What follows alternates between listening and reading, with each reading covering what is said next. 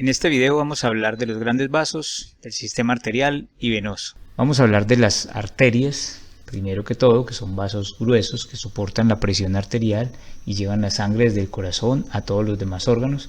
Ellas se ramifican de diferentes formas, tienen trayectos que pueden ser rectos o pueden ser tortuosos y entre ellas pueden haber anastomosis, que a veces forman circulación colateral. También anastomosis son las uniones de las arterias. A veces hay anastomosis arteriovenosas también en algunos sitios donde se necesita tener una rápida control de la regulación del volumen o de la oxigenación o de la perfusión.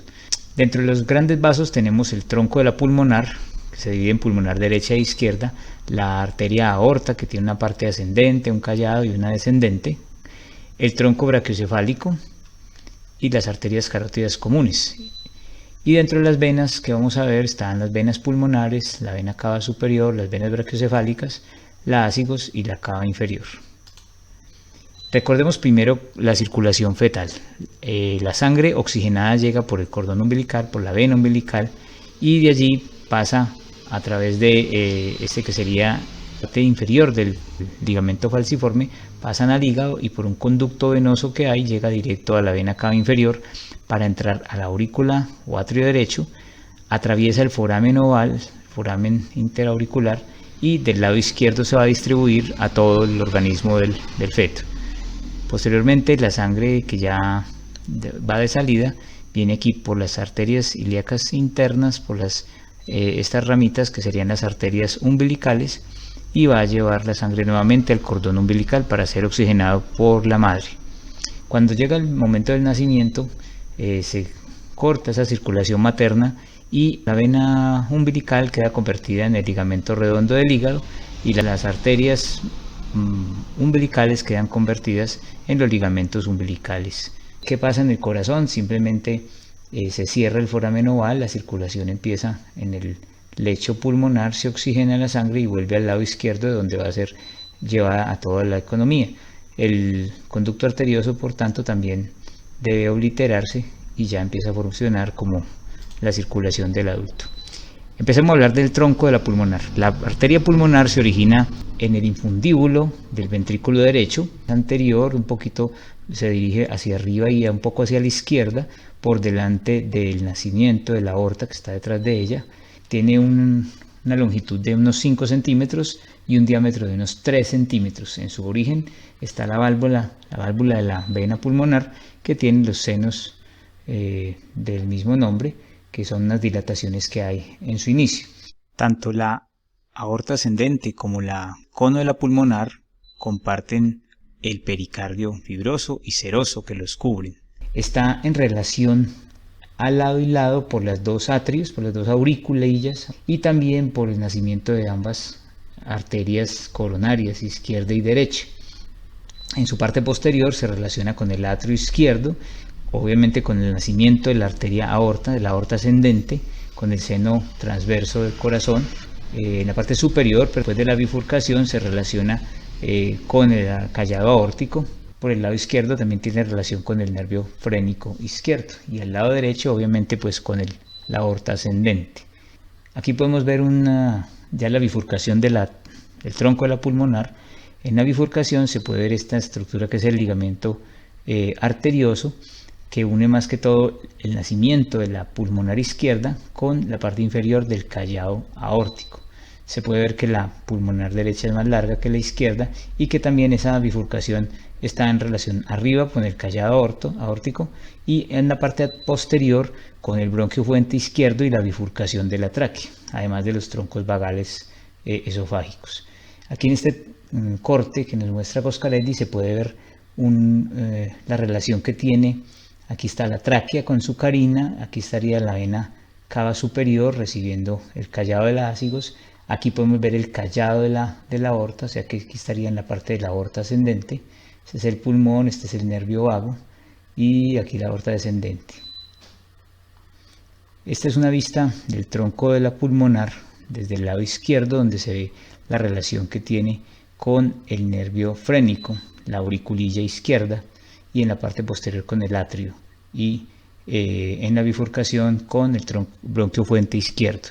vista de frente, vista anterior, entonces se ve el tronco de la pulmonar aquí con el frénico izquierdo, arriba con el callado aórtico y con el nacimiento del asa que hace el laringio recurrente izquierdo también, en la parte posterior con el bronquio izquierdo y la bifurcación de la tráquea. Y en esta vista desde el lado derecho vemos el tronco de la pulmonar que está con la aorta ascendente y a través de ella con la cava superior. Vamos a hablar ahora de la arteria pulmonar derecha. La arteria pulmonar derecha es más larga que la izquierda, un poquito también más gruesa, transcurre de forma horizontal, va delante del esófago y del bronquio fuente derecho, como podemos ver aquí, ¿sí? El esófago estaría ahí atrás, y pasa por detrás de la arteria aorta ascendente, que estaría aquí del callado, y de la vena cava superior, que vendría más o menos por aquí. Ella tiene una rama superior, que es más corta, que va a dar unas ramitas ascendentes y descendentes para los segmentos apicales, posterior y anterior, y una rama inferior que es más larga, que tiene primero también una ramita para el lóbulo medio, que se divide en lateral y medial, y las ramas correspondientes a cada uno de los segmentos del lóbulo inferior. La arteria pulmonar izquierda, que ya dijimos que es más corta que la derecha, está delante del bronquio y la aorta descendente. Pasa por debajo del arco aórtico que estaría aquí sobre ella y se une a él con el ligamento arterioso, que en este dibujo no se ve. Ella también da las ramas correspondientes al lóbulo apical, el lóbulo lingular y al lóbulo inferior. La aorta entonces tiene una porción ascendente, tiene una porción que se llama el callado de la aorta, que sería esta parte de acá, y la otra parte ya es la aorta descendente, que empieza a nivel de T4 y baja por toda la parte posterior del mediastino posterior, atraviesa el hiato aórtico a nivel de T12 y sigue por delante de la columna lumbar hasta el borde inferior de L4, donde se divide en ilíaca común derecha e izquierda. Toda esta porción desde T4 hasta L4 se llama la aorta descendente y tiene esa porción torácica y abdominal, y esta sería la parte del callado. La aorta ascendente tiene una longitud de 5 centímetros también, se dispone hacia arriba y un poco hacia la derecha, ¿sí? Al lado derecho del tronco de la pulmonar.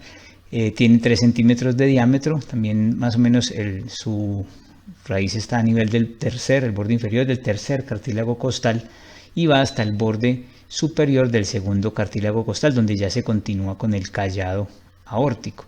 En su inicio tiene los senos aórticos producidos por las válvulas de la válvula aórtica correspondiente y una pequeña dilatación que se llama el bulbo aórtico o el bulbo de la aorta, que es en esa parte inicial, que es un engrosamiento que tiene allí.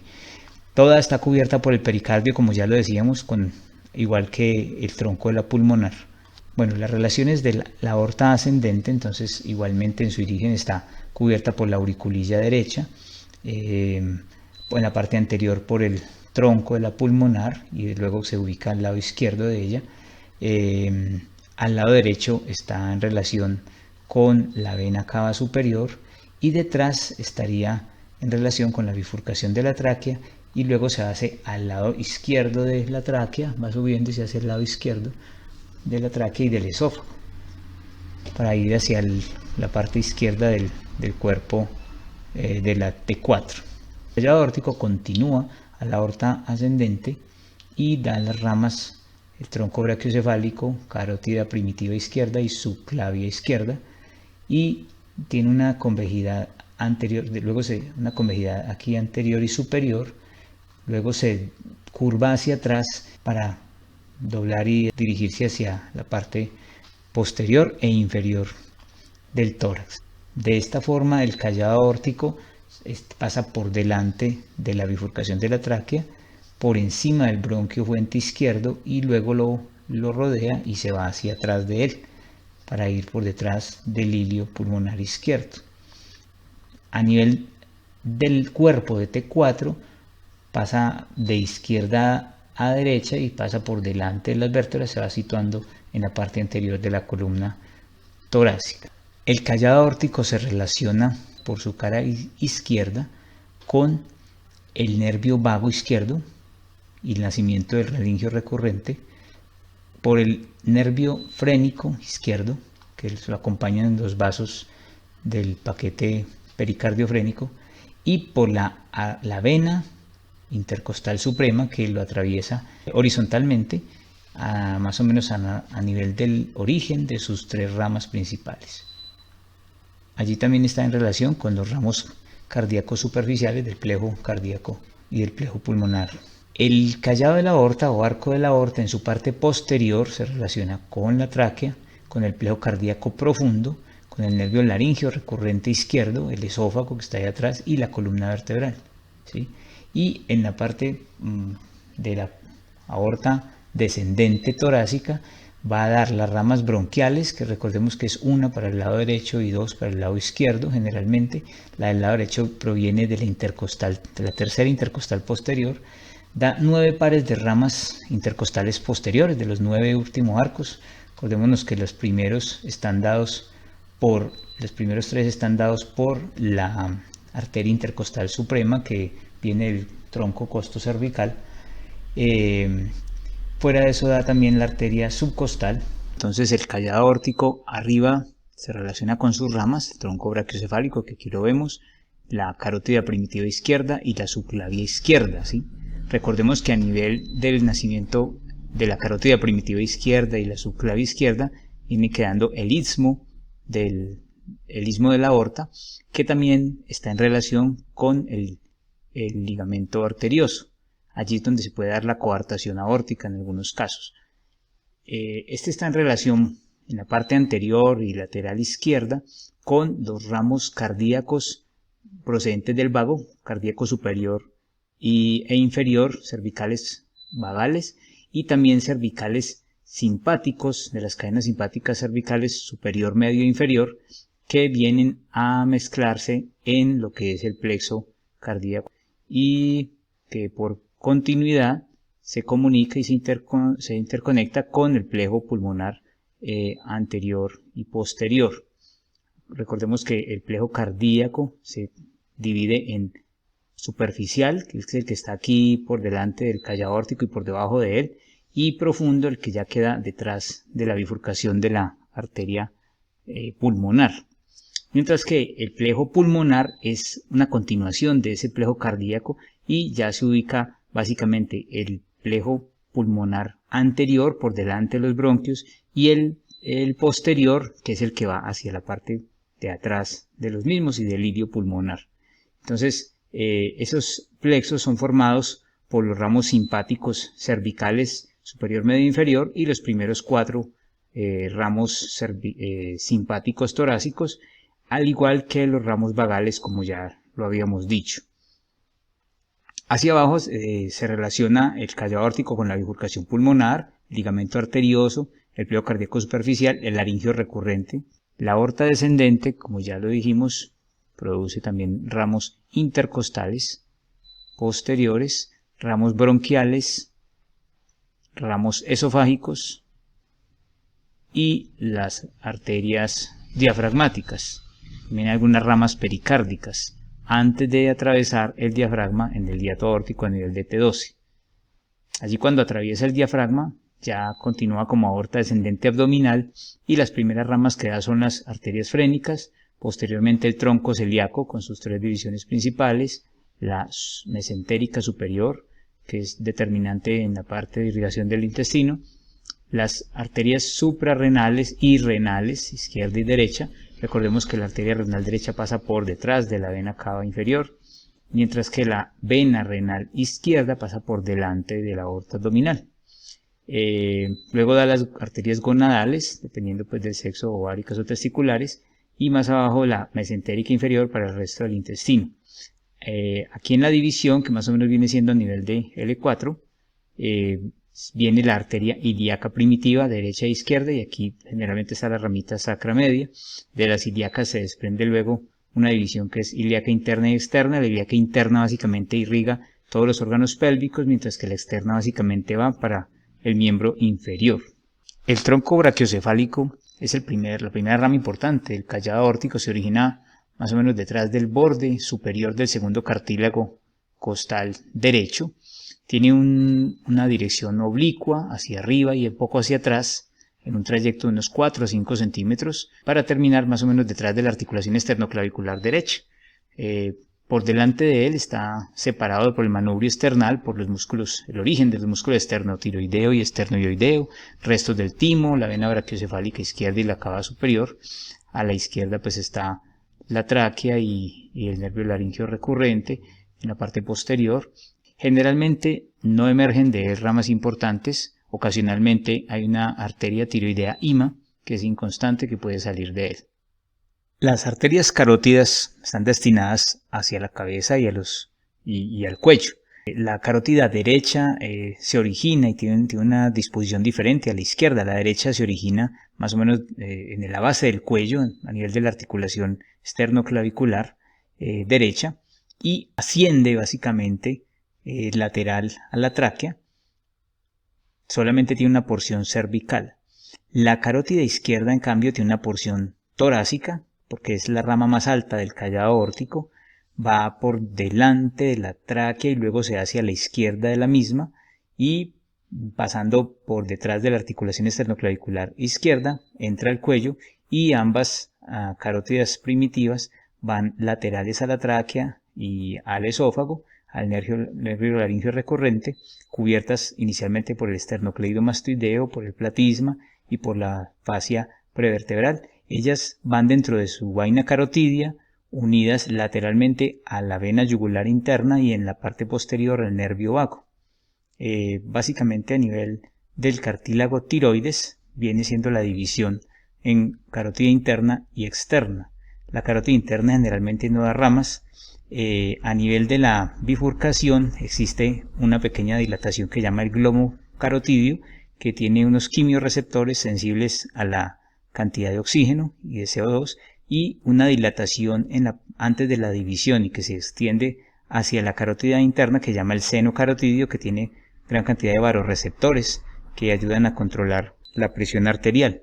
Ese seno carotidio y glomo carotidio tienen un ramo que lleva aferencias hacia el glosofaringio y de este al núcleo del tracto solitario y a los núcleos vagales del bulbo, para controlar esa parte de la frecuencia cardíaca y la presión arterial. En esta lámina podemos ver algunas de las relaciones de la carótida primitiva. Recordemos que la arteria tiroidea inferior cruza la carótida primitiva en la parte posterior, más o menos a nivel de la glándula tiroidea, y el músculo homoioideo cruza todo este paquete vasculonervioso de la vaina carotidia, lo atraviesa por la parte anterior. Y podemos ver un acercamiento de lo que es el glomo carotidio y el seno carotidio. El seno carotidio vendría siendo esta dilatación varoreceptora que se extiende hacia la carótida interna, y el glomo es una pequeña área pequeñita aquí que tiene inervación de una rama del nervio glosofaringio. Las venas pulmonares son las que retornan la sangre oxigenada desde los pulmones hacia el atrio izquierdo. No poseen válvulas. Bueno, son 4 venas pulmonares, 2 a cada lado. Estas venas tienen un diámetro aproximadamente de 1.5 a 2 centímetros de diámetro, siendo un poco mayor en el lado derecho la superior y siendo un poco mayor en el lado izquierdo la inferior. Las venas pulmonares superiores a ambos lados tienden a estar en el lado derecho por delante del bronquio y luego se ubica debajo de él, mire, por delante y luego debajo, mientras que en el lado izquierdo están por delante del bronquio, básicamente, antes de terminar. Las 2 venas inferiores sí están por debajo, tienden a hacerse por debajo de los bronquios y por delante de las arterias. Las arterias serían posteriores a ellas, ¿sí? Y superiores, ¿no? Como vamos a ver ahorita otra vez la relación. Entonces, estas venas surgen a partir de todos los vénulas perialveolares, ¿cierto? Los capilares alveolares se van uniendo y van tomando una posición intersegmentaria e intrasegmentaria que permite la división cuando se van a hacer segmentectomías. Ellas son referencia para el punto de división de los segmentos pulmonares, por lo que se ubican en esos espacios. A la derecha, la vena pulmonar superior se forma a nivel de la cisura oblicua por la unión de las ramas apical, esta de acá, las ramas apical, que tiene una porción apical anterior y una posterior, y la del lóbulo medio, que sería esta otra rama aquí, con su porción lateral y medial, ¿sí? Estas pasan por delante del bronquio fuente y luego se ubican debajo, al mismo tiempo delante de las arterias correspondientes. La vena pulmonar inferior recibe del lóbulo inferior una rama superior y una vena basal común. Ambas se unen y van por debajo del bronquio derecho, dirigiéndose hacia el atrio izquierdo. Al lado izquierdo, la vena pulmonar superior. Al lado izquierdo, la vena pulmonar superior recibe también unas ramas intersegmentarias e intrasegmentarias apico-posteriores, unas ramas anterior y otra rama inferior, y de esta rama inferior se desprenden o llegan hacia ella las ramas superior e inferior e intersegmentarias lingulares. Esta vena pasa por delante del bronquio y por delante de las ramas de la arteria correspondiente. La vena pulmonar inferior recibe, como la derecha, una rama superior con las partes infra e intrasegmentales y una rama basal común, que drena a su vez la basal superior, la rama basal anterior y la vena basal inferior. Las venas pulmonares derechas pasan por detrás de la vena cava superior y por detrás del atrio derecho para desembocar en el atrio izquierdo. Son un poquito más largas, más extensas, aunque son unos trayectos de unos 3-4 centímetros, que las izquierdas, que son un poquito más cortas, unos 3 centímetros, y estas izquierdas pasan por delante de la aorta descendente. Entre la desembocadura de las venas pulmonares derechas e izquierdas en el atrio izquierdo se ubica el seno oblicuo del pericardio. Para ilustrar mejor las relaciones de estas estructuras en el mediastino, entonces recordemos que la tráquea está ubicada por delante del esófago. Aquí la tráquea la vemos rosada, el esófago en amarillo. Vemos aquí la vena ácigos haciendo su callado por encima del bronquio fuente derecho. Vemos aquí la aorta descendente ya después de haber pasado el callado. Vamos a sumar aquí en este dibujo la arteria pulmonar, que está más cerca a los bronquios, es más, digamos, posterior o anterior a la tráquea y a los bronquios, pero es posterior con respecto a las otras estructuras. Aquí ya vamos a montar el arco aórtico, el callado aórtico, ¿sí? Y en esta última estamos ya añadiendo una estructura más anterior, que son las venas brachiocefálicas y la cava superior. En esta ilustración que hizo Coscarelli, vamos a recordar que está la tráquea, este espacio que representa la pared posterior del atrio izquierdo, está por delante del bronquio fuente izquierdo y de la parte de la carina, y en la parte inferior, allí llegan las 4 venas pulmonares que acabamos de describir. La vena pulmonar superior derecha pasa por delante del bronquio fuente y luego se ubica debajo. La vena pulmonar derecha inferior va por debajo del bronquio. La vena pulmonar superior izquierda va por delante del bronquio y la vena pulmonar inferior por debajo del mismo. Estas dos venas irían por detrás del atrio derecho y de la cava superior, mientras que estas dos irían por delante de la aorta descendente. Aquí, anterior a ellas, estaría saliendo el tronco de la pulmonar y aquí estaría la bifurcación. Esta pulmonar se ubicaría por delante del bronquio, entre la vena y el bronquio, más o menos estaría ocupando ese espacio. Mira que las arterias tienden a ser superiores y van más adheridas al bronquio. Las venas aquí se separan un poco más del bronquio. Aquí ya montamos el callado aórtico, que sería una estructura más anterior. Aquí el cojinete que la separa de la tráquea. Y haciendo unos cortes en los cilios vasculares podemos ver entonces la relación. Aquí en el lado derecho estaría el bronquio, delante de la arteria y más adelante la vena pulmonar superior derecha y por debajo de ellos la vena pulmonar inferior derecha. En el lado izquierdo, si cortáramos aquí, veríamos el bronquio atrás, encima la arteria pulmonar izquierda, al frente la vena pulmonar izquierda superior y abajo la vena pulmonar izquierda inferior. Aquí ya montamos las dos venas brachiocefálicas con la vena cava superior y lo que es el atrio derecho. Aquí está llegando ya entonces la vena ásigos, allá se puede ver. Ya pusimos aquí las dos auriculillas y está el callado aórtico. Y aquí hay una vista lateral de esa llegada de la ásigos por encima del bronquio fuente derecho para desembocar en la parte posterior de la vena cava superior. Aquí ya le sumamos lo que es el esófago en la parte de atrás y la aorta descendente, que primero se va hacia la izquierda pero luego vuelve y se hace central. Aquí podemos ver en esta lámina también otra vez lo que es la arteria pulmonar derecha con sus dos ramas dividiéndose aquí por delante del bronquio. Aquí la vena pulmonar superior derecha con su rama apical y su rama media, que se van formando por delante y luego por debajo del bronquio, y la vena pulmonar inferior. A su vez, en el lado izquierdo vemos la vena pulmonar, la arteria pulmonar por encima del bronquio, la vena pulmonar al frente también, más bien por delante, y la vena pulmonar inferior izquierda, formándose aquí también por debajo del bronquio izquierdo. En su relación, ellas dos pasan por delante de la aorta descendente, mientras que estas venas pulmonares derechas pasan por detrás de lo que vendría siendo aquí la vena cava superior, llegando aquí al corazón.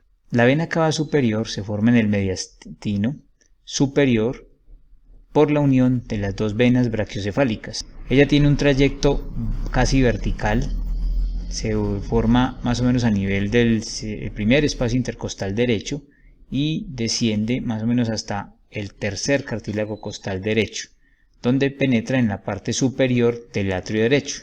Tiene un diámetro de unos 2 centímetros y una longitud aproximada de 7 centímetros, de las cuales los últimos 3 son intrapericárdicos.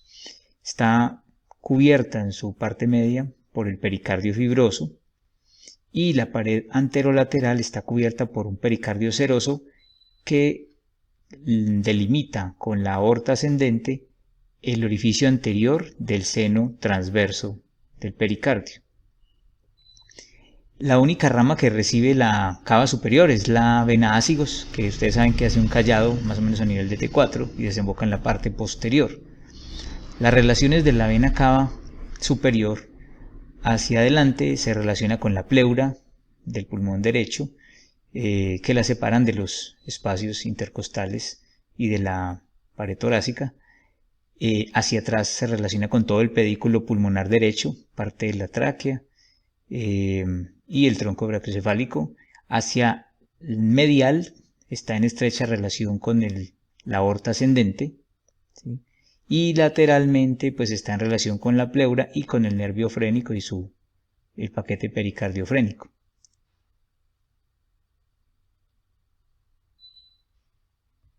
Las venas brachiocefálicas son dos troncos venosos gruesos de unos 2 centímetros de diámetro más o menos, que se forman a cada lado en el mediastino superior, detrás de la extremidad medial de la clavícula. La derecha es más corta y más vertical, tiene unos 3 centímetros de longitud, se forma por la unión de la yugular interna izquierda con la subclavia izquierda.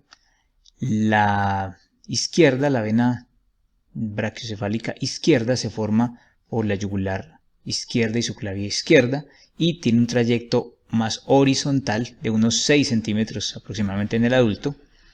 Ellas se unen para formar la vena cava superior.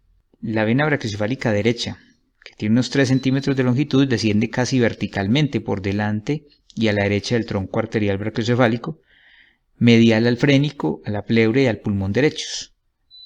La vena brachiocefálica izquierda, que tiene unos 6 centímetros de longitud, desciende casi horizontalmente hacia la derecha, por detrás de la mitad superior del manubrio esternal y del extremo medial del primer cartílago costal derecho. Allí se une la brachiocefálica derecha. Por delante está separada del manubrio external por los músculos esternoioideo y esternotiroideo, el timo, los vestigios de este, y por detrás la vena se relaciona con las arterias subclavia, carótida común izquierdas y el tronco brachiocefálico. Las venas brachiocefálicas, que también se llaman innominadas, reciben obviamente la yugular y la subclavia del lado correspondiente, reciben la vena tiroidea inferior, que a su vez viene de recibir el plejo tiroideo impar, todo este plejo de venas tiroideas. También reciben venas tímicas, pericárdicas, pericardiofrénicas, mediastinales, bronquiales, traqueales, esofágicas. Recibe a la vena torácica interna, a ambos lados, que es la que se encarga de recibir a su vez todas las intercostales anteriores. Esa vena torácica interna va en un trayecto medial a la arteria correspondiente. A cada lado recibe la vena intercostal suprema. A veces termina en el lado derecho, puede terminar en la vena ácigos, que va a su vez a drenar a la vena cava superior, o directamente a la brachiocefálica derecha. En el lado izquierdo es más común que la primera, segunda y tercera intercostal drenen a la intercostal suprema, que va a desembocar directamente a la brachiocefálica izquierda. Cuando no es así, pues se presentan desembocaduras hacia la hemiácigos accesoria.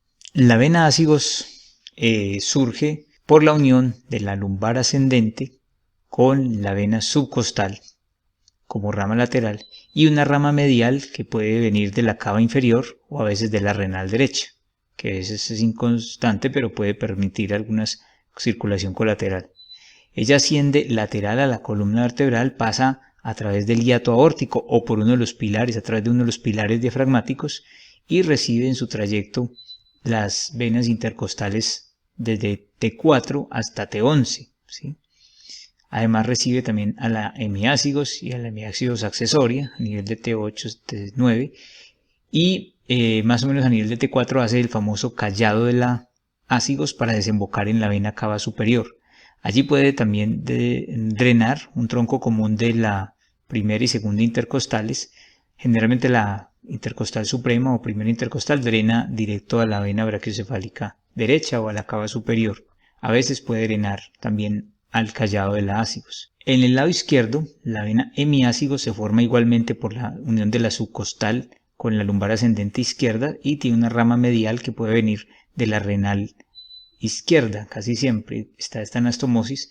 Ella asciende recibiendo desde T11 hasta T8 y allí tiende a pasar por delante de las vértebras, pero por detrás de la aorta, del esófago y del conducto torácico hasta el lado derecho para llegar o drenar a la ácigos. La hemiácigos accesoria es la continuación de la intercostal posterior de T4, que desciende y recibe a T5, T6, T7 y luego se cruza también por detrás de la aorta y del conducto torácico y del esófago para ir a desembocar a la ácigos. Generalmente las 1, 2 y 3 intercostales drenan a un tronco común o por separado a la vena brachiocefálica izquierda. La vena cava inferior se forma por la unión de las venas ilíacas comunes. Ella tiene un trayecto longitudinal ascendente en el cual recibe las venas lumbares, la vena gonadal derecha y más arriba recibe las venas renales. Acordémonos que la gonadal izquierda drena a la vena renal izquierda en la mayoría de los casos. Más arriba viene a recibir las venas suprahepáticas y a su vez algunas venas subfrénicas o frénicas inferiores y comunicaciones con el sistema ácigos. Los miembros superiores entonces tienen algunos vasos importantes que vamos a pasar muy someramente, que la arteria subclavia cuando pasa por debajo de la clavícula se convierte en axilar y la axilar da la arteria braquial y radial, la radial y cubital, que son las dos arterias principales del antebrazo, y allí hay un arco palmar superficial y un arco palmar profundo. En el miembro inferior, la aorta con las ilíacas primitivas nos da la ilíaca interna para la pelvis y la ilíaca externa para el miembro inferior, cuyas dos arterias principales son la femoral, que luego da la poplitea, y de ella se desprende el tronco tibio-peroneo para la arteria peronea y la tibial posterior, que va a dar la plantar, y la tibial anterior, que va a dar la arteria pedia.